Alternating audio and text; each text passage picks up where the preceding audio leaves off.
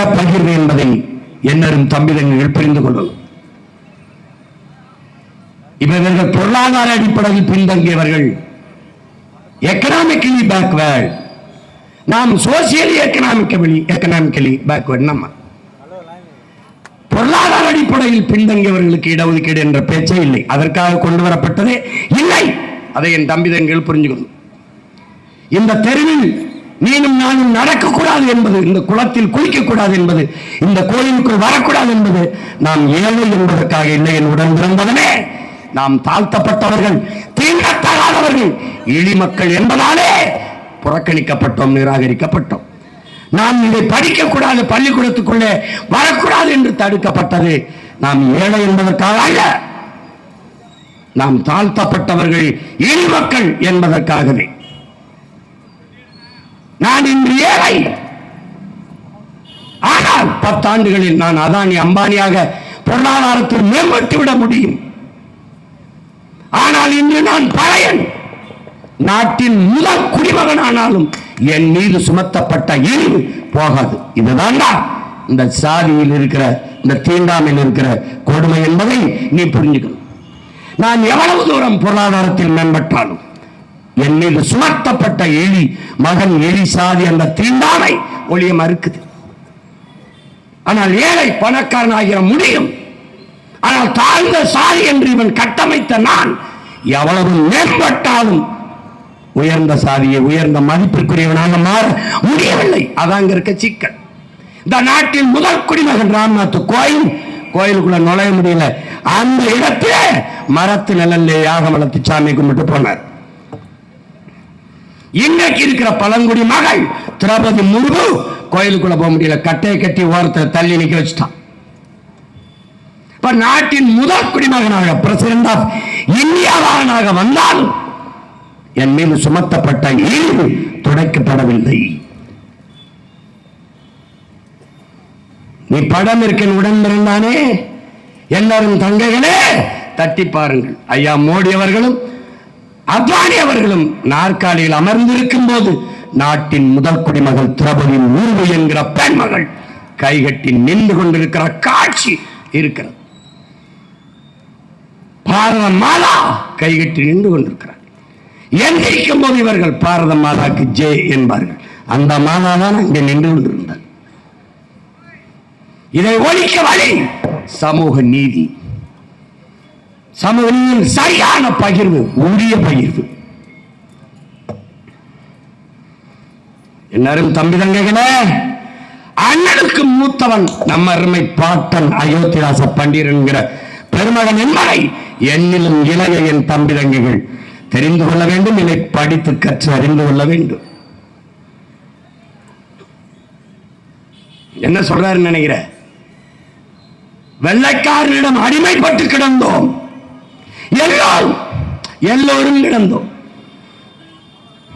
இந்த நிலத்தில் உயர்ந்த சாதி என்று சொல்லிக் கொள்கிற அவனும் அடிமையாகத்தான் இருந்தான், நாமும் அடிமையாகத்தான் இருந்தோம்.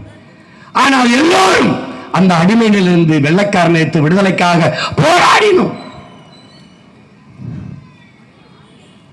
அடிமையாக இருக்கிற இவன், அடிமையிலிருந்து விடுதலைக்காக போராடிய இவன் நம்மை அடிமைப்படுத்தி வைத்திருந்தான். அடிமைக்கு ஒரு அடிமை தேவைப்பட்டது, அது நாம இருந்தோம் என்கிறார். நல்ல கவனத்தில் வச்சுக்கணும் தம்பி. எப்படி இருக்கு? இவனே ஒரு அடிமை. அந்த அடிமையிலிருந்து விடுதலை பெற அங்கு போராடி கொண்டே நம்மை அடிமைப்படுத்தி வைத்திருந்தான்.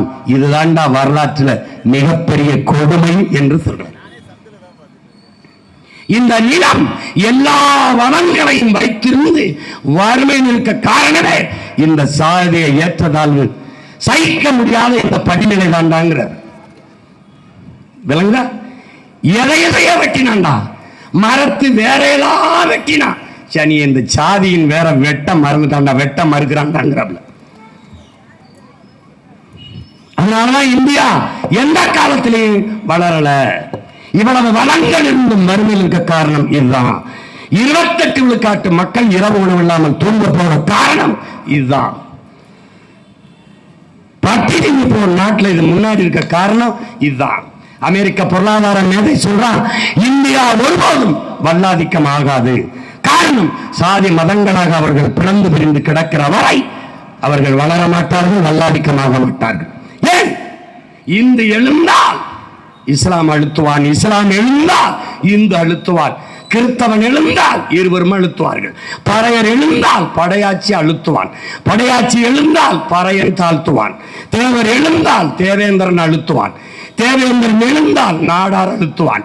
ஒருவன் தலையை ஒருவன் அழுத்தி அழுத்தி கொண்டே இருந்தால் எவன் எழுவான், எவன் நிமிர்வான்? இதாண்டா கேள்வி. இதாங்க இருக்கிற நிலைமையா புரிஞ்சுக்க.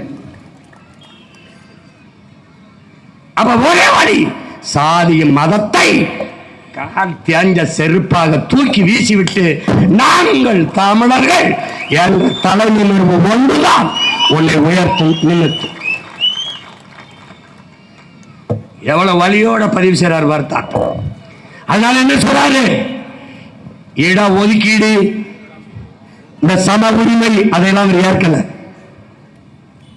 உரிய உரிமை அந்த வார்த்தை வைக்கிற நல்லா கொஞ்சம். இதே தான் அண்ணல் அம்பேத்கரும் வலியுறுத்துறார். உரிய உரிமையை கொடுக்கணும்.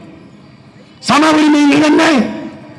12 நாளமா நீ மாளிகையில் இருக்க, நான் கீழே மண்குடிசையில் இருக்கேன், 2 பேருக்கு சம உரிமை என்பதை எப்படி ஏற்பது? அதனால என்ன? எனக்கு உரிய உரிமை, நீண்ட காலமாக நிராகரிக்கப்பட்ட உரிமையை எனக்கு கொடு, சேர்த்து கொடு. அதனால உரிய உரிமையை தான் என்னெல்லாம் நினைக்கணும். உங்களுக்கு புரியும்படி அண்ணன் சொல்றேன். தம்பி, சரக்கு மற்றும் சேவை வரி கட்டுவாங்க என் தங்கைகளே, சரக்கு மற்றும் சேவை வரி. 100 நாள் வேலைக்கு போகிற நம்ம அம்மா அரிசிக்கும் பருப்புக்கும் எண்ணெய்க்கும் உப்புக்கும் ஊறுகாய்க்கும் என்ன வரி கட்டுறாலோ அதைத்தான் அதானி பொண்டாட்டியும் அம்பானி பொண்டாட்டியும் கட்டுகிறார்கள். இங்கே நீ கவனிக்க வேண்டியது, வரி ஒன்றாக இருக்கு, வாழ்க்கை தரம் ஒன்றாக இருக்கா? இதான் நீ எழுப்பணும். அப்ப என்னது? சம உரிமை, சம பகிர்வு என்பது பயனற்றது. உரிய உரிமை, உரிய பங்கீடு. 12 காலமாக கல்வி மறுக்கப்பட்ட சமூகத்தில் இருந்து வந்தவன் நான். இந்த தலைமுறையில் தான் பள்ளிக்கூடத்தின் கதவுகளை வாசலிலே கால் வைக்கிறேன். பல நூறாண்டுகளாக படித்து வருகிற நீ, நான் சுற்றி இருக்கிறேன். எங்க ஐயா, எங்க அண்ணன் அருங்குணம் விநாயகம் அவர்கள் பேசியது போல, ஓராசிரியர் பள்ளி, அவனு வரலைன்னா அதோட பள்ளியில மூடிட்டு போண்டிருந்தான். நீ ஒவ்வொரு பாடத்தையும் ஒவ்வொரு ஆசிரியர் நடத்துறான். உனக்கு பாடம் சரியாகலைன்னா சிறப்பு பயிற்சி, டியூஷன் வச்சு கத்துக்கிற. எனக்கு இதுக்கு காசு கட்டவே காசு இல்லை, புத்தகம் வாங்கவே காசு இல்லை, துணி வாங்கி வெட்டிக்கிறவே காசு இல்லை.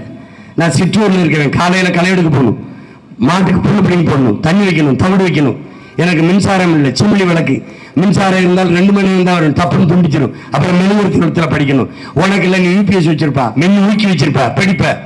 அப்ப 2 பேருடைய பாட முறை ஒன்றா இருக்கு. அது சமச்சீரா இல்ல. அந்த கல்வி முறை சமச்சீர் பாடத்திட்டமா இருக்கு, கல்வி முறை சமச்சீரா இல்ல. உனக்கு கழிவறை இருக்கு, கரும்பலகை இருக்கு, அப்படி இல்லை. எங்களுக்கு அந்த வசதி எல்லாம் இல்லை. அப்ப பொதுத்திறன் போட்டியில 2 பேரும் ஒன்னா மோதணும்னா இது உரிய பகிர்வா இல்லை.